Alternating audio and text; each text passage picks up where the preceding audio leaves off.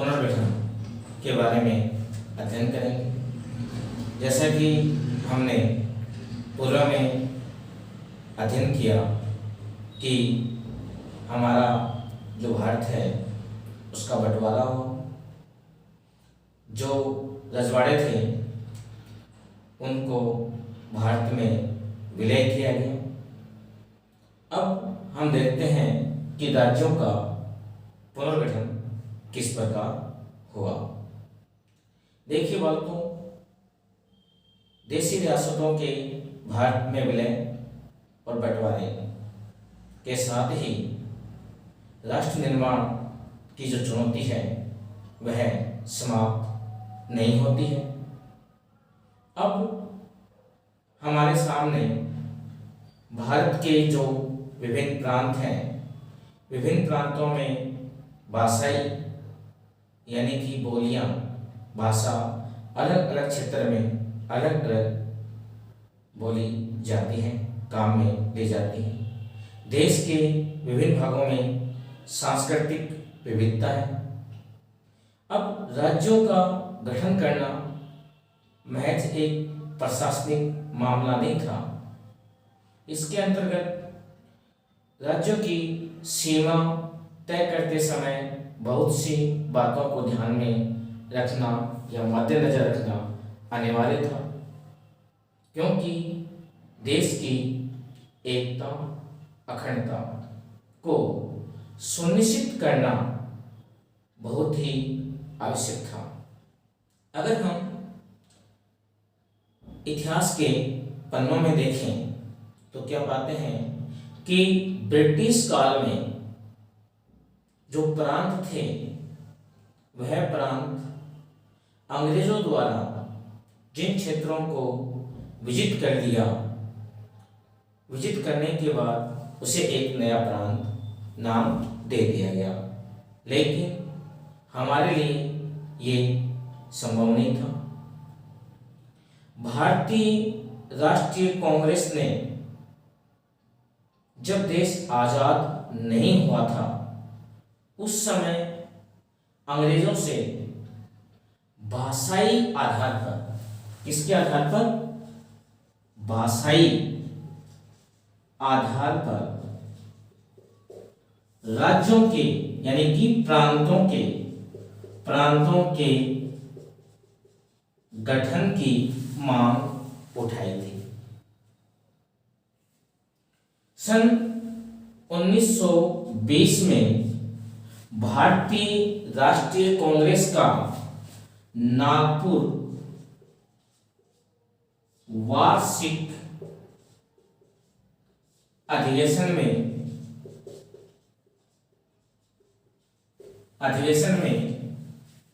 भारतीय राष्ट्रीय कांग्रेस द्वारा भाषाई आधार पर प्रांतों के गठन की मांग का विधेयक पारित किया गया और कालांतर में इसी आधार पर, किसके आधार पर? भाषाई आधार पर कांग्रेस ने प्रांतों में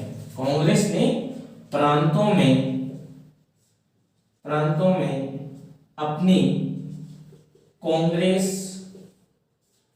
समितियों का गठन किया था,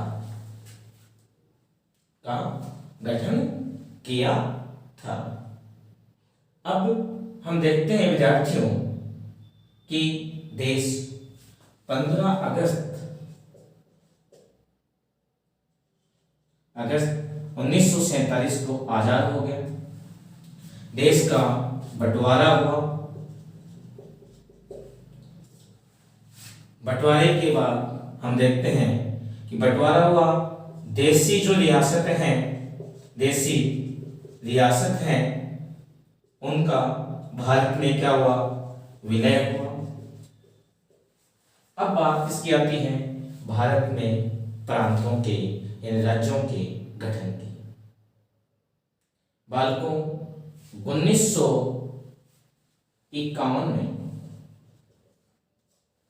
1951 में जो मद्रास प्रांत था, क्या था? मद्रास प्रांत, वहां के एक गांधीवादी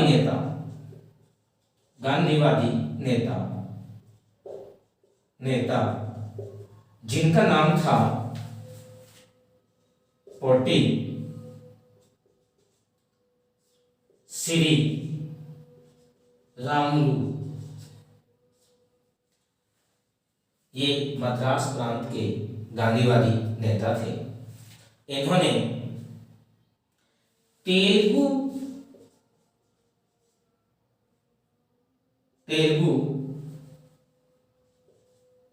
तेलुगु भाषा के आधार पर, किसके आधार पर?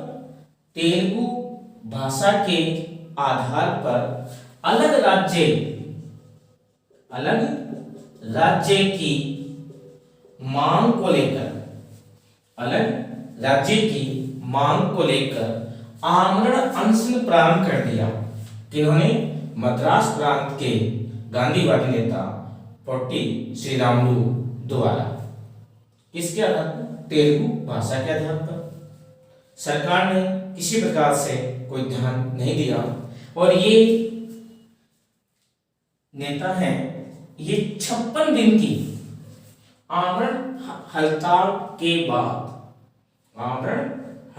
के बाद इनकी बातों क्या हो जाती है?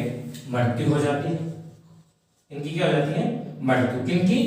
पोटी श्री रामुलु की।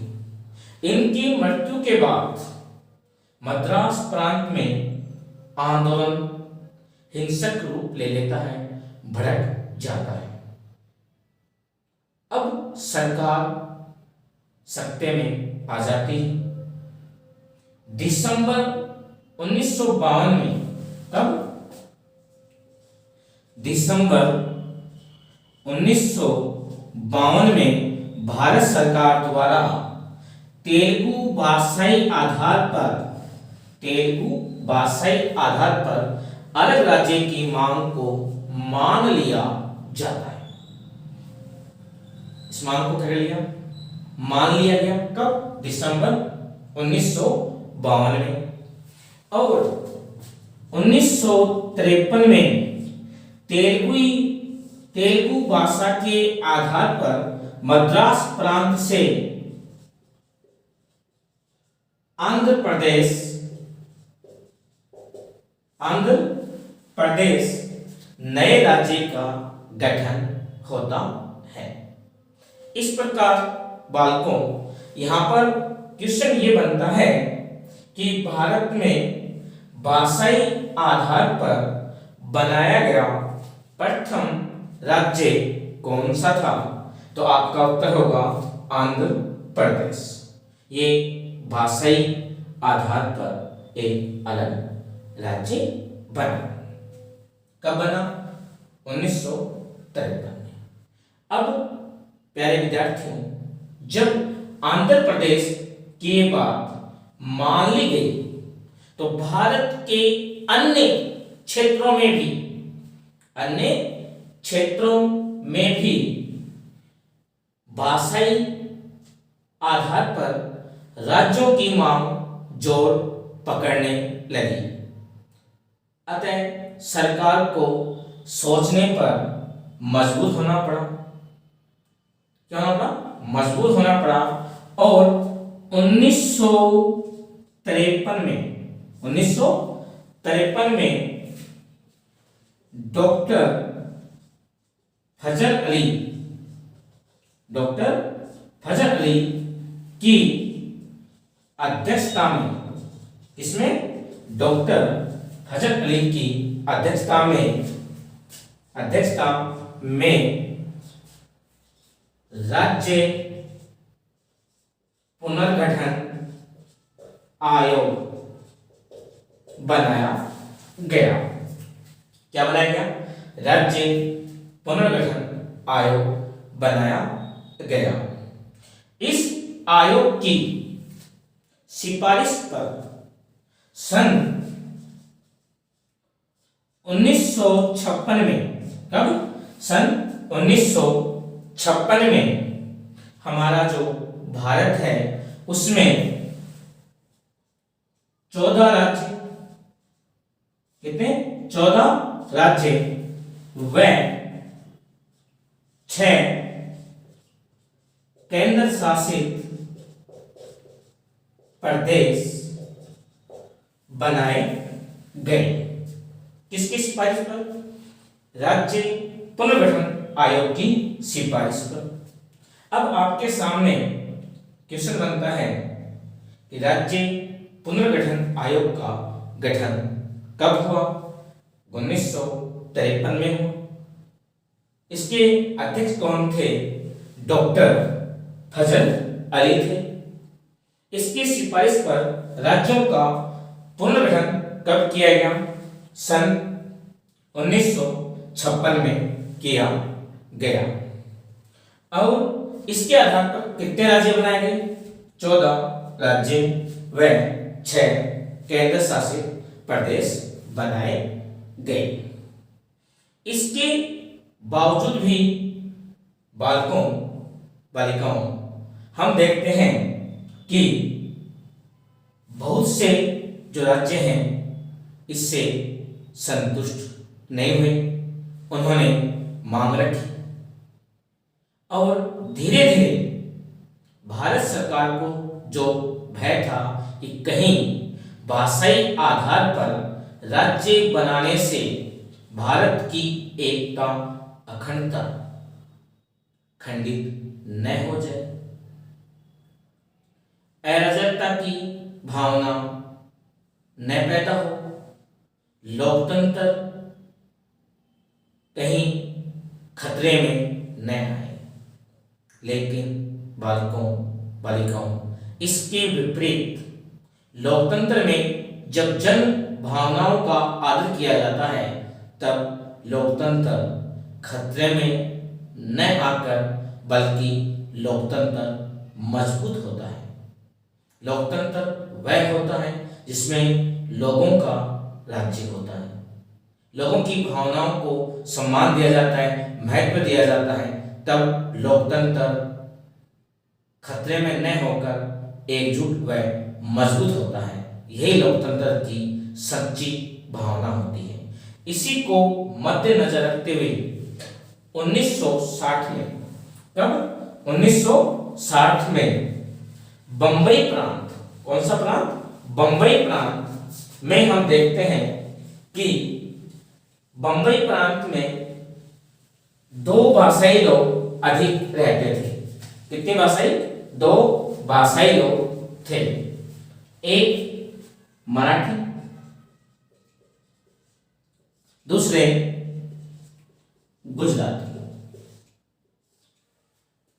मराठी और गुजराती कहां? बंबई प्रांत में।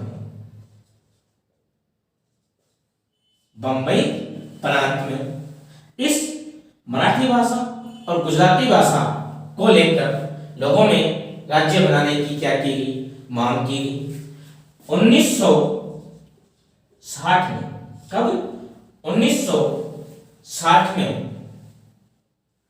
1960 में भारत सरकार द्वारा बंबई प्रांत को मराठी भाषा व गुजराती भाषा के आधार पर 2 राज्यों में बांट दिया गया। यानी 2 राज्य नए अस्तित्व में आए। बंबई प्रांत था, अब बंबई प्रांत से 2 राज्य बन गए। एक का नाम महाराष्ट्र, एक का नाम महाराष्ट्र और एक का नाम अपने गुजरात। ये दो राज्य बने। कालांतर में 1956 से ही जो 72 पंजाब था, क्या था? 72 पंजाब राज्य था। उस राज्य के जो पंजाबी भाषा के लोग थे, कौन से? पंजाबी भाषा के लोग थे, वह अलग राज्य के को लेकर मांग कर रहे थे। और जब ये मांग कर रहे थे तो इनकी मांग को तत्काल न मानते हुए 10 वर्ष बाद यानी कि 1966 में, कब 1966 में वरत्तर पंजाब राज्य को पंजाबी भाषा के बाहुल्य वाले जो लोग थे उसको बना दिया गया पंजाब।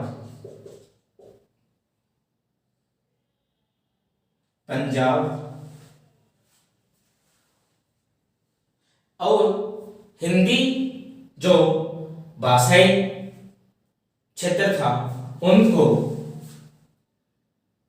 हिमाचल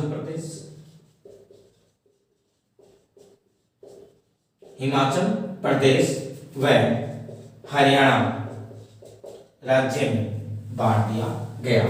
इस प्रकार 1966 में वरत्तर पंजाब राज्य से 3 राज्य बने, पंजाब, हिमाचल प्रदेश व हरियाणा। अब हम देखते हैं इसी के साथ पूर्वोत्तर राज्यों में, पूर्वोत्तर क्षेत्र में भी राज्यों की मांग को लेकर संघर्ष तेज हो गया। किधर? पूर्वोत्तर में उस समय जो राज्य था वो था असम। क्या था? असम। पूर्वोत्तर में जो राज्य था वो था असम। अब पूर्वोत्तर क्षेत्र में भी अलग राज्यों की मांग को लेकर लोगों में जागरूकता बढ़ी, उन्होंने आंदोलन शुरू कर दिया। अतः 1972 में जो असम प्रांत या राज्य था उससे 3 राज्य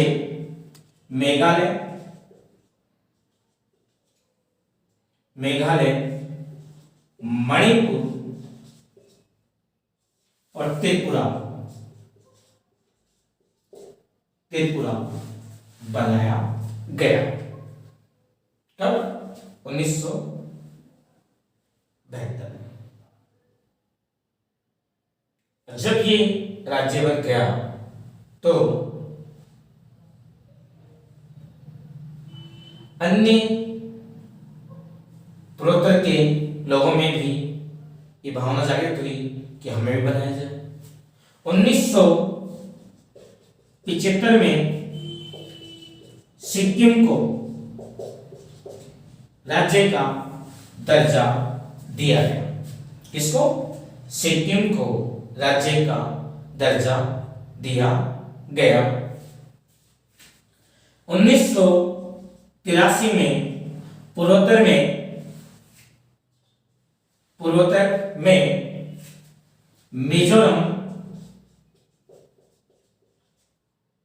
मिजोरम व अरुणाचल प्रदेश राज्य बने। क्या बने? मिजोरम व अरुणाचल राज्य बने। इस प्रकार से राज्य बने। इसी के बाद हम देखते हैं इस प्रकार से भारत में राज्यों का गठन हुआ, लेकिन कालांतर में भाषाई आधार के साथ किसके साथ भाषाई आधार के साथ संस्कृति, क्षेत्रता, रहन सहन आदि के आधार पर भी अलग राज्यों के गठन की मांग जोर पकड़ने लगी। अतः नवंबर 2000 में, कब? नवंबर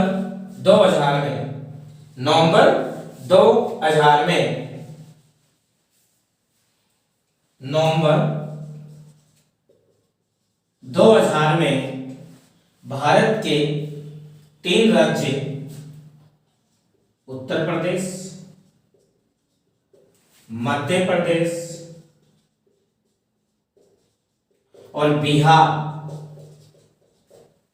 से अलग अलग राज्यों का निर्माण किया गया। उत्तर प्रदेश से अलग करके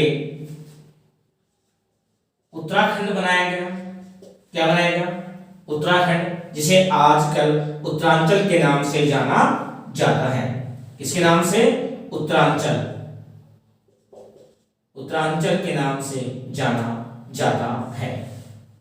मध्य प्रदेश से जो राज्य बना वो था छत्तीसगढ़, और बिहार से जो राज्य बना बालकों उसका नाम था झारखंड। क्या था? झारखंड।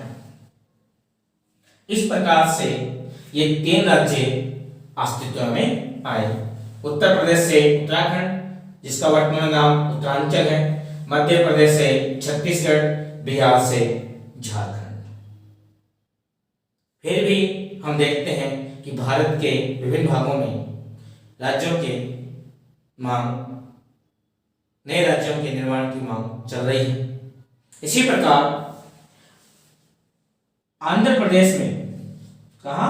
आंध्र प्रदेश में, यानी आंध्र प्रदेश से के एक क्षेत्र से नए राज्य की मांग ने जोर पकड़ा, और जून 2014 में आंध्र प्रदेश से के एक क्षेत्र को अलग करके एक नया राज्य क्या बनाया गया? तेलंगाना राज्य बनाया गया। क्या बनाया गया? तेलंगाना राज्य बनाया गया। ये भारत का 29वां राज्य था। कौन सा था? 29वां राज्य था। प्रिय विद्यार्थी, कालांतर में हमारे भारत सरकार द्वारा जम्मू कश्मीर से धारा 370 हटाई गई, और ये धारा हटाने के साथ ही जम्मू कश्मीर को जो विशेष राज्य का दर्जा प्राप्त था वो समाप्त हुआ, और अपने अगस्त 2019 को, क्या? अगस्त 2019 को जम्मू कश्मीर को राज्य का दर्जा समाप्त कर जम्मू कश्मीर से, किसे? जम्मू कश्मीर जो राज्य था, जम्मू कश्मीर से 2 केंद्र शासित प्रदेश बनाए गए। एक का नाम था जम्मू कश्मीर और दूसरे का नाम था लद्दाख। क्या था? लद्दाख। इस प्रकार से वर्तमान में भारत में 28 राज्य, कितने राज्य? 28 राज्य। बालकों 7 केंद्र शासित प्रदेश थे। क्या थे? 7 केंद्र शासित प्रदेश थे। उसमें 2 जुड़ जाएंगे, कितने होते हैं? 9 होते हैं। तो कितने बन गए? 9। लेकिन जनवरी 2020 में, कब? जनवरी 2020 में भारत सरकार द्वारा दादरा व नागर हवेली को दमन व दीव केंद्र शासित प्रदेश में क्या कर दिया गया? शामिल कर दिया गया। क्या कर दिया गया? शामिल कर दिया गया। अब इनको उनमें शामिल कर दिया, किसमें? दमन व दीव में। किसको? दादरा व नागर हवेली को। तो केंद्र शासित प्रदेश कितने हो गए? 8। कितने हो गए? 8। इस प्रकार से बालकों हम देखते हैं कि आज वर्तमान में भारत में 28 राज्य व 8 केंद्र शासित प्रदेश हैं। अब हम चूंकि देखें किस प्रकार से भारत में राज्यों का पुनर्गठन हुआ। पुनर्गठन की राज्यों के, नए राज्यों की मांग बालकों अभी भी समाप्त नहीं हुई है। महाराष्ट्र से विदर्भ राज्य बनाने की मांग की जा रही है। उत्तर प्रदेश से हरित प्रदेश बनाने की मांग की जा रही है। तो ये मांग चलती रही है। और समय समय पर नए राज्यों का गठन भी हो रहा है, लेकिन ये गठन भारत की एकता को मजबूत करने का काम ही कर रहा है। तो इसी के साथ हमारा जो ये पहला चैप्टर है राष्ट्र निर्माण की चुनौती अध्याय क्या होता है, पूरा होता है। आशा है कि आप परीक्षा नज़दीक होने के साथ अपने समय का सदुपयोग कर रहे हैं। बालकों, तैयारी करते रहिए। किसी प्रकार की कोई समस्या हो तो आप कमेंट करके बताएं। जहाँ तक संभव हो सकेगा मैं आपकी समस्या का समाधान करने का प्रयास करूँगा।